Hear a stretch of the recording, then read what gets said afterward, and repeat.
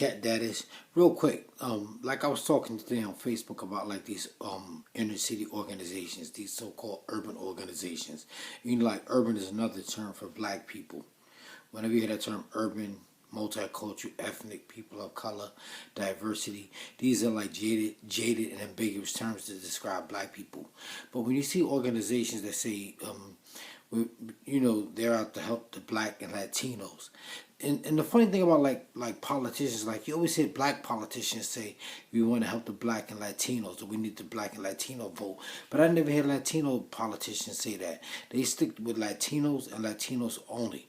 And the reason I'm saying that is because like Latinos have a language and a culture that keeps them together, that binds them, and helps them build a fence around their community. That's why, like, when you go into most Latino neighborhoods, you only see Latino businesses. You don't see Arab businesses. You might see a few, but not many. You might see a few Chinese restaurants, but not many. And even in those Chinese restaurants that I've seen, they have Latinos working in there to be a translator for the Latinos. So what I'm trying to say is they have a language and a culture that binds them. And when you see the organizations that say they're raising money or social awareness or social consciousness for black and Latinos, is basically bullshit, in my opinion. Or they're naive. And the reason I say that is because it's because, like I said, like Latinos have a language and a culture that binds them. Black people don't, and this is why black neighborhoods are so easily infiltrated. This is why you have Arabs in black neighborhoods. This is why you have Latinos in black neighborhoods. This is why you have Jews in black neighborhoods. This is why you have Italians in black neighborhoods. Everybody comes in you have Asians in black neighborhoods. Everybody comes in a black neighborhood to make money. They leave with a truckload of money, and at the end of the day, and they don't spend nothing with you. They like I said, you go into the corner store and buy something every day, but they don't buy nothing from you. That's because black people, in a sense, are consumers.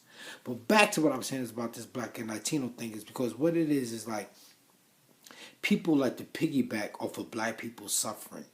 They pretend that they suffered under the legacy of Jim Crow and slavery, and then they try to act like they suffered like you have.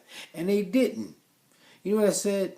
You know what I mean? And it's all bullshit. It's a scam. And the thing is, black people, we have a heart of gold.